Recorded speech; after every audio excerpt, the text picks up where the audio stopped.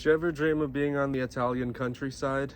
Maybe next to the water, salty sea air in your face, maybe having a delicious bowl of seafood pasta, linguine and clams perhaps? I can give you one of those things. Welcome to the Budget Gourmet. Let's make some linguine and clams. Okay, for our ingredients, we have chopped clams. We have our linguine. We have our white cooking wine. We have some extra virgin olive oil. We have some bottled lemon juice. We have some garlic, some butter. Push the board back. And now we have some regular iodized salt, pepper, some chili flake to add some heat, and we got some fresh parsley. Moving right into it, we're going to start out by doing what we need to do is by salting our water and getting it on a boil. You want to make this salt so salty the Dead Sea would be jealous. The buoyancy level would be outrageous. The only flavor you've ever had in your life was salt. After it's properly salty, you're going to want to let it go and let it do its thing and boil. The next thing we're going to take care of is before every meal, I like to sharpen my knives just so I get those nice clean edges and I'm not at risk for taking off my fingers with a dull knife. We're going to start out by crushing our garlic, crush them with the love of Jesus, and then we're just going to mince very finely, slightly bigger chunks because we don't want it to burn in the pan and get brown too quickly. The size you want is something like this. Next thing as part of our mise en place is we're going to get our parsley ready, our garnish. I like to fold it over, break its back, and then we're just going to start with a slow chop here. And then after we get these big chunks taken out of the way, we're going to take our knife, come at it from a different angle, and start chopping it the other way.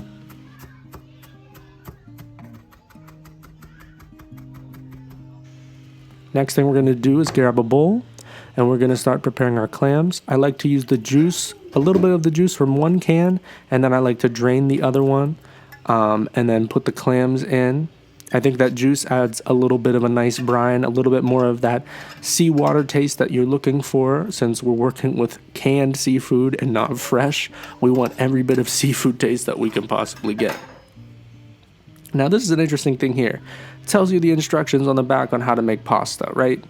So what you're going to do is follow the directions. You see that little time marker there, 5 to 7 minutes. If you want al dente pasta, I heard that just cook it 1 minute below the recommended time. That ensures that you will get that perfect al dente pasta every time. Next thing after that water's boiling, what I like to do is with my pasta, I'm going to twist it and then let it go. It's going to create that little vortex that you see, and it's all going to get in the water and have space to cook. Now you're going to want to get it all in that water and make sure it's all being cooked. Now this is something I forgot to do, my camera shut off, but what I'm doing here essentially is just browning my ingredients. I put some garlic, some olive oil, and the chili flakes and salt and pepper in here, starting to get them brown, starting to release that flavor into the oil. Keep moving it around so they don't burn. Once it's reached this level of brown, you're going to want to deglaze the pan with your white wine. I heard you can also use chicken broth, but I don't know how that would affect the taste, but it certainly is a lot cheaper. Don't be scared. That wine is going to cause a little bit of a steam up, might create a little bit of a loud sound. That's all natural. That's part of the process. It's okay. Just be careful. We're going to let this wine reduce down and make sure that all those flavors are coming together. Now we're going to be adding our chopped clams. What we're doing here with all these steps is we're trying to build flavor with the little ingredients that we have. And these steps are very important in creating that dramatic flavor profile that we're looking for. After a couple minutes, we're going to be adding another flavor element. We're going to add probably a 1/4 stick of butter. We're going to let that melt down and make sure that it gets all up in that pan, melting down fully.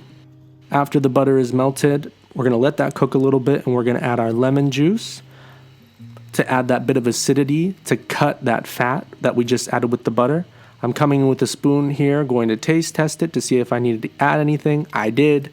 And some more lemon juice to add that, cut that flavor again, and some more salt. Remember to taste as you go and make it according to your taste and to what you like, because of course this is what you're going to be eating for dinner or for lunch or what have you. We're going to be letting that simmer on a low heat for a little bit of time.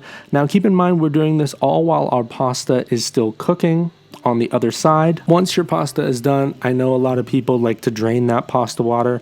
I usually don't. I just grab it from the pot and I'm gonna put it right into my pan here with all of my other goodies. I'm basically doing that so the pasta has a chance to get coated with that beautiful, beautiful sauce and all the flavors can come together over the pasta. You want to make sure you save that pasta water as well. That is liquid gold. We're going to add a ladleful to our pan, and that starchiness in that water is also going to help thicken our sauce, because we don't want the sauce falling off of the noodles. We want the sauce to become a part of the noodles. Now, once your sauce has turned from a liquid into a little bit of a solid, we're just going to add our finishing touches here. We're going to take our parsley, and we're just gonna scoop it all in there. We're just gonna throw the whole thing in there, adding a bit of vibrancy, a bit of color, and we're just going to mix all of that in and make sure that it's spread evenly throughout the dish so you get that little bit of freshness with each bite. I have my little helper here helping me with the presentation. He wanted to present me with an apple because he thought my presentation skills needed a little bit of work. But anyway, that's our linguine and clam dish. I hope you try this recipe out. I hope you like it. And thank you guys so much for watching. I appreciate your time. And I will see you next week with another video. Goodbye.